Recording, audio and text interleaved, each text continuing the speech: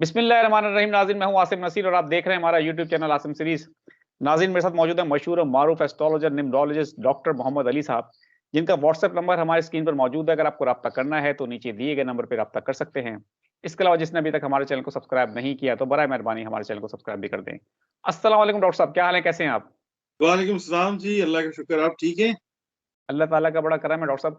Doctor साहब, सबसे पहले तो आपका बहुत-बहुत शुक्रिया वक़्त देने के लिए। बहुत ही तवील एक वक़्फ़े के बाद आपके साथ व्लॉग करने का मौका मिल रहा है। कैसा लग रहा है आपको? आपकी बड़ी मेहरबानी है। और मैं पहली दफ़ा कर रहा हूँ जी ये आपके साथ ये इस पे स्काइप के ऊपर। मैंने कभी भी नहीं किया, तो you are the one who has initiated this और आपने मुझे एनकरेज किया। मैं कहा कर लेते हैं, मालूम मुझे नहीं पता इन चीज़ों का ज़्यादा। Thank you so much doctor साहब। और बहुत आसानी रहती है क्योंकि असल में काफ़ी वक़्त हो जाता है, हमें भी मसरूफ़ियत होती है। राब्ता आपके पास आने में कभी-कभी बहुत टाइम हो गया, कई महीने हो गए, देखने वाले बल्कि हमें बताएँगे भी कि बहुत अरसे बाद हम व्लॉग कर रहे हैं आपके साथ। डॉक्टर साहब, काफ़ी अरसे बाद व्लॉग कर रहे हैं, पाकिस्तान की सियासत में बहुत कुछ बदल चुका है। आपको पता है इंतखाबी शेड्यूल जारी हो चुका है, उसके बाद जो कुछ भी हुआ पाकिस्तान तहरीक-ए-इंसाफ के साथ, खान साहब के साथ, उनके उम्मीदवारों के साथ, वो सबके सामने है, हम उसको दोहराएँगे नहीं क्योंकि वो आप भी उस पे बहुत सारी बातें कर चुके हैं और हम भी अपने डिफरेंट व्लॉग में वो सब कुछ डिस्कस कर चुके हैं। लेकिन बहुत अरसा हो गया आपसे हमने राब्ता नहीं किया, आपसे हमारा व्लॉग नहीं हुआ। लेकिन हम चाहते हैं कि आप हमारे चैनल पे आसिम सीरीज़ पे बताएँ कि इस वक़्त इमरान खान के सितारे जो हैं, वो किस पोज़ीशन में हैं, कितने मज़बूत हैं, उनमें चमक-दमक कैसी है और पाकिस्तान तहरीक-ए-इंसाफ का मुस्तकबिल कैसा देख रहे हैं आप? आसिम साहब, इमरान खान साहब की जो प्लैनेटरी पोज़ीशन है ना, वो बाय बर्थ भी बहुत अच्छी पोज़ीशन है उनकी। उनका मार्स बहुत ज़्यादा स्ट्रॉन्ग है और मरकरी उनका बहुत अच्छी पोज़ीशन में है। स्पीड बॉलर थे, क्रिकेटर थे। मरकरी का ताल्लुक स्पीड के साथ, कम्युनिकेशन के साथ है। लिखने वाले बहुत अच्छे रहे इमरान खान साहब और अभी भी आपने हालिया दिनों में देखा है कि वो इकोनॉमिस्ट वाला जो उन्होंने काम किया है, तो वो जो कार्रवाई उन्होंने डाल दी है, वो बिल्कुल। बहरहाल उनका जो ज़ायचा है ना, वो डे बाय डे बहुत सारी चीज़ों में बेहतर होता जा रहा है। ठीक है? पोज़ीशन जो है उनकी मतलब रूलरशिप जो होती है ना, वो होती है दिल से। ठीक है? तो आप ये देखिए कि ज़ुहल जो है, वो अवाम का प्लैनेट है। अच्छा, पाकिस्तान के जब ज़ायचे में हम देखते हैं तो ज़ुहल इस वक़्त इस पोज़ीशन में है कि ज़ुहल अच्छी नज़रात जो है, इमरान खान के ज़ायचे को जिस वक़्त हम उसके साथ रख के पढ़ते हैं, तो ज़ुहल की अच्छी नज़रात जो हैं, वो जा रही हैं इमरान खान साहब की तरफ। ज़ुहल का मतलब अवाम है और सारी दुनिया को पता है इस वक़्त कि क्या पोज़ीशन है। अवाम जो है they are crazy about Imran Khan. It's it's it's an open secret rather, right? तो इसमें तो दो राय नहीं है। अब अवाम जिस वक़्त साथ होती है किसी के, तो मेरा ख़्याल है रूलरशिप तो वही होती है। आप वज़ीर-ए-आज़म हैं, आप वज़ीर-ए-आज़म नहीं हैं। महातीर मोहम्मद जो थे, मलेशिया के जो थे हेड, इजाज़त है। उन्होंने जी। मलेशिया को बनाया, उसके बाद उन्होंने सियासत से किनारा-कशी कर ली। उसके बावजूद भी महातीर मोहम्मद साहब जो थे, वो लोगों के दिलों में बसते रहे। उसके बाद आपने देखा कि at the age of I think late 80s वो दोबारा से हेड बने मलेशिया के, लोगों ने उनको एम्ब्रेस किया। उसके बाद फिर ये हुआ कि कुदरत ने उनको मौका नहीं दिया, तो कुदरत अपने पास ले गई। बात होती है दिल की। अच्छा, अब प्लैनेट की जब हम प्लैनेटरी पोज़ीशन की बात करते हैं ना, तो planetary position day by day तो बेहतर है, मगर 2 चीज़ें जो हैं, वो अलार्मिंग हैं। वो एक उसमें एक चीज़ तो ये है कि इमरान खान साहब की जो लाइफ़ थ्रेट का मसला था, वो अक्टूबर तक तो प्लैनेट्स पिछले साल तक क्लियर हुए। उसके बाद फिर दोबारा से ये जो चीज़ है, ये एंडेंजर होनी शुरू हुई है, ठीक है? और उसके अंदर एक बड़ा रोल जो है, वो प्लूटो का है। प्लूटो जो है वो राइज़ हुआ है और प्लूटो जो है, वो जब भी राइज़ होता है, वो तब्दीली लेके आता है।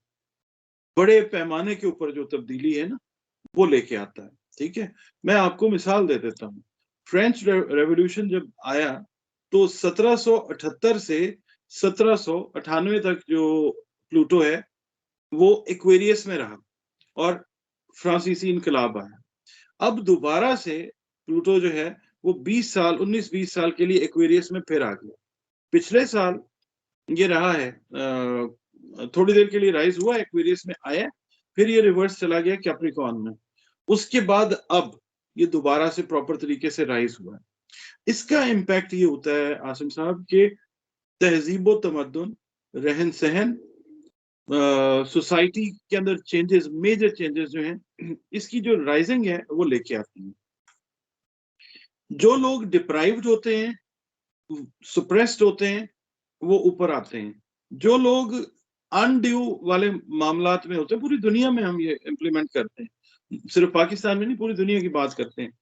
जहां जहां पे ज्यादती हुई होगी, प्लूटो अपना इफेक्ट, क्योंकि याद रखिएगा प्लूटो जो है ना, प्लैनेट्स के अंदर एक बदमाश सैयारा जो है ना, उसको कंसिडर किया जाता है। ठीक है, अपनी बदमाशी वो दिखाता जरूर है। ऊपर से सैटर्न जो है वो कार्मा का प्लैनेट है। 2024 जो है सैटर्न का साल है। सैटर्न भी अपना काम करेगा, सैटर्न अवाम का साल है। वजीर आजम की बात अगर हम करते हैं ना, लोग पूछते हैं कि जी कौन, तो मैं ये बोलता हूँ कि वजीर आजम जो है वो अवाम होंगे 2024 में, और वो इस तरफ लेके जाएंगे कि पीटीआई हो या जो भी सियासी जमात है उसको, तो वो अब ड्राइव करेंगे। क्योंकि अब जो दिन शुरू हो चुके हुए हैं प्लानिटरी पोजीशन के हिसाब से, जायचे के हिसाब से, वो अवाम के दिन शुरू हो चुके हैं।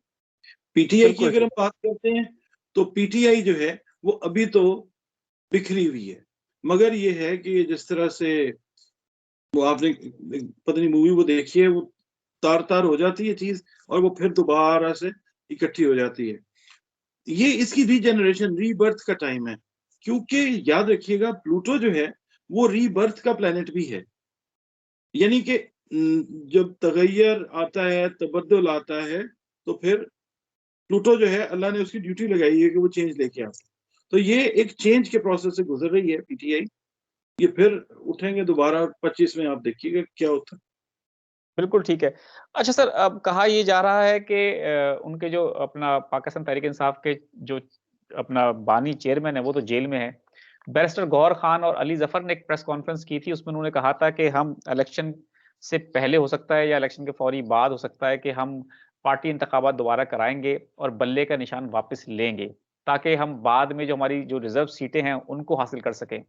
रिज़र्व सीटें तो मिलें या ना मिलें, वो तो एक टेक्निकल बहस है, बाद में देखा जाएगा। लेकिन बल्ले का निशान आपको क्या लगता है, वापस आता नज़र आता है आपको लगता है आपके इल्म की रोशनी में कि पाकिस्तान तहरीक-ए-इंसाफ बल्ले का निशान वापस ले लेगी? तो मैं आपको एक चीज व्यूअर्स को बताता हूँ। हम पीटीआई का जायचा देखते हैं ना, 25 अप्रैल 1996 को इसकी फॉर्मेशन हुई है। टाइम वॉज वेरी गुड, और अभी भी अगर हम देखते हैं तो जायचा बेहतरी की तरफ ही है। Although the people can see कि जनाब वो डिसइंटीग्रेट हो गई है, बिखर गई है, मगर जब भी कोई इमारत बननी होती है, पहले तोड़ फोड़ होती है, उसके बाद फिर एक इमारत जो है, मैं मतलब उनको ग्लोरीफाई नहीं कर रहा, मैं जायचे के हिसाब से बता रहा हूँ जो चीज हमें नजर आती है। हमारे पास तो सारे लोग जो हैं वो हमारे बहन भाई हैं, हमारे मतलब क्लाइंट्स हैं, हमारे लिए सब बराबर हैं, हमारा प्रोफेशन है। मगर ये है कि ये चीज जो है टाइम इनका अच्छा था, इसलिए ये अगर शिकस्त और रेख में से गुजरेगी भी तो फिर ये रीफॉर्म हो जाएगी। और दूसरा ये कि बल्ले की अगर हम बात करते हैं तो हम देखेंगे जायचे कि जायचा जो है वो पीटीआई, पाकिस्तान तहरीक इंसाफ का जायचा कैसे है।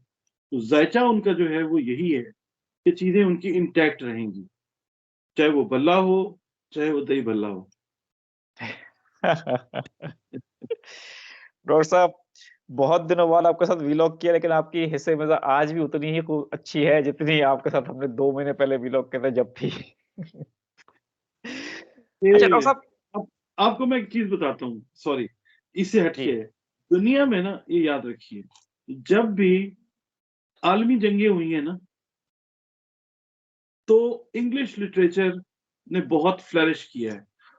दुनिया की बेहतरीन ट्रेजेडीज जो हैं वो लिखी गई हैं जंगों के दौरान।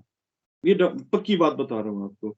और मेरे जैसे बंदे जो है ना, कीड़े मकोड़े जो हम हैं, हमारी हिस्से में जो है वो इस तरह के हालात में ऐसी और होती ज़्यादा 4 चाँद लगा दिए हैं।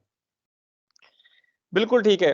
अच्छा सर, अब एक सवाल का जवाब दे दें कि पाकिस्तान तहरीक-ए-इंसाफ के जो उम्मीदवार हैं, वो आज़ाद हैसियत में इलेक्शन लड़ रहे हैं। डिफरेंट उनको इंतखाबी निशान मिले हैं, किसी को सोफ़ा, किसी को लालटेन लालटेन तो उनका खैर एएनपी का है, किसी को सोफ़ा मिला है, किसी को चम्मच मिला है, किसी को चिमटा मिला है। पूरी घर गृहस्थी मिल गई है। चप्पल भी अब मिली है। चप्पल भी मिली है। अब उनको मुश्किलात ये पेश आ रही हैं कि वो किस तरह से अपने वोटर्स को बताएँ कि हमारे पास इंतखाबी निशान क्या है और उस हलके का जो है कैंडिडेट है कौन? क्योंकि हमने भी बहुत सारे हलके कवर कवर किए और गए हैं हम बहुत सारे हलकों में। लोग तो ये कहते हैं कि हम वोट पीटीआई को देंगे, लेकिन उनको पीटीआई कैंडिडेट के बारे में ज़्यादा इल्म नहीं है, उनका इंतखाबी निशान नहीं जानते। काफ़ी मुश्किलात होंगी, हम ये देखते हैं कि जब इलेक्शन वाला दिन आएगा, तो आपको क्या लगता है कि कोई ऐसा रास्ता निकल आएगा कि या कोई अनहोनी हो जाएगी या रिज़ल्ट आपको लगता है कि इस वजह से नुकसान उठाना पड़ेगा तहरीक इंसाफ को? आसिम साहब 2-3 चीज़ें यहाँ पे मैं अर्ज़ करता हूँ। पहली बात तो ये है कि लेट्स प्रे प्रे स्प्रे नहीं प्रे कि इलेक्शंस जो हैं वो अल्लाह करे टाइम पे हो जाएँ। क्योंकि प्लैनेटरी पोज़ीशन जो है वो और है, ज़मीनी हक़ाइक़ जो हैं वो कुछ और कह रहे हैं। ठीक है? लेट्स वेट एंड सी। मेरी जो कैलकुलेशन है वो ये है कि 8 फरवरी को इलेक्शंस की जो परसेंटेज है, जो एनर्जी की परसेंटाइल है, वो है ना होने की 70%, 70 टू 75%, 20 टू 25% है कि शायद ये हो जाए। अच्छा, उसके अंदर रीज़न ये है कि कुछ थोड़ा-सा इम्पैक्ट कुछ प्लैनेट्स का जो है, वो अभी बाकी रहता है पिक्चर को कंप्लीट करने के लिए, ठीक है? पिक्चर 8 तारीख तक कंप्लीट नहीं होती। अच्छा, अगर इलेक्शंस होते हैं, तो फिर वो जो आपने बात की है, मैं और भी वीडियोज़ में ये बात कर रहा हूँ कि ये इलेक्शंस जो हैं, क्योंकि ये अवाम का साल है, ज़ुहल का साल है, कारमा का साल है, ये एक्सेप्ट नहीं होते हुए नज़र आएँगे, ठीक है? इसको कबूलियत नहीं मिलेगी, तो 2025 में पाकिस्तान को एक दफ़ा फिर इलेक्शंस में जो है, वो मैं देखता हूँ ज़ायचे के हिसाब से कि पाकिस्तान जो है, 2025 में एंड 2025 में दोबारा से इलेक्शन में जाता है। एंड में आप कह लें या मिड के बाद 2025 में फिर से पाकिस्तान जो है वो इलेक्शंस की तरफ चला जाता है। इससे पहले ये जो डेट है इटसेल्फ 8 का पूरा जब हम कैलकुलेट करते हैं ना 8/2/2024 तो ये नंबर बनता है 9, ठीक है? तो इस हिसाब से भी अगर हम इसकी एनर्जी को रीड करते हैं तो मुझे लगता है कि कोई क्योटिक सिचुएशन जो है ना वो डेवलप हो सकती है प्री इलेक्शंस या पोस्ट इलेक्शंस फौरी तौर पे जो है ना। और फिर एक इसकी इल्मी तौजीह आपको मैं और देता हूँ कि 7 फरवरी को मेराजुन नबी सल्लल्लाहु अलैहि वसल्लम है, ठीक है? बिल्कुल, एक हकीकत वाला वाक़या है, मतलब ऐसी हकीकत है कि जिस पे कायनात बेस करती है। बेशक। तो अब उस टाइम के ऊपर अगर मिसाल के तौर पे कोई ऐसा एक्ट है कि जो मतलब प्लैनेटरी पोज़ीशन के हिसाब से ठीक नहीं है, ज़मीनी हिसाब से भी ठीक नहीं है। अब ये देखिए कि 70 से ज़्यादा ममालिक इस बार इलेक्शंस में जाने वाले हैं, इस साल, ठीक है? तो बहुत सारी चीज़ों में चेंज देखेंगे आप कि जो हुक्मरान हैं, वो नीचे आएँगे और जो नीचे वाले लोग हैं, वो ऊपर आएँगे। ये बिल्कुल कारमा है, ये प्लूटो का इफ़ेक्ट है और ये वो डेट है, जो पाकिस्तान में डेट रखीगी ना इलेक्शंस की, कमर दर अकरब, मून इन स्कॉर्पियो कहा जाता है इसको। इसको एक नहस तस्वुर किया जाता है मंज़िल कमर, ठीक है? कमर दर अकरब जब भी होता है, इसके प्री इफ़ेक्ट्स ढाई दिन पहले और ढाई दिन बाद रहते हैं। ढाई दिन खुद इसका इफ़ेक्ट रहता है, ढाई दिन इससे पहले और ढाई दिन जब ये गुज़र जाते हैं, तो ढाई दिन उसके बाद। यानी आप ये समझ लीजिए कि 7-8 दिन का टाइम पीरियड है, जो महज़ तस्वुर किया जाता है। तो ये बिल्कुल। है कि कोई खुदा ना ख़ास्ता प्लूटो की राइज़िंग को जब हम कनेक्ट करते हैं, इस तारीख के साथ देखते हैं, कमर दर अकरब को देखते हैं, तो खुदा ना ख़ास्ता कोई बड़ी अनहोनी जो है, वो दुनिया में पाकिस्तान दुनिया का हिस्सा है, खुदा ना ख़ास्ता वो हो सकता है मसला। बिल्कुल ठीक है। बहुत-बहुत शुक्रिया डॉक्टर साहब हमें वक़्त देने के लिए। नाज़रीन यहाँ हमारे वीलॉग का वक़्त ख़त्म हुआ। मुझे और डॉक्टर मोहम्मद अली साहब को दें इजाज़त। आखिर में हमारा वही पैगाम है, मुस्कुराएँ, प्यार बाँटें और अपने आस-पास के लोगों का ख़्याल रखें। खुदा हाफ़िज़।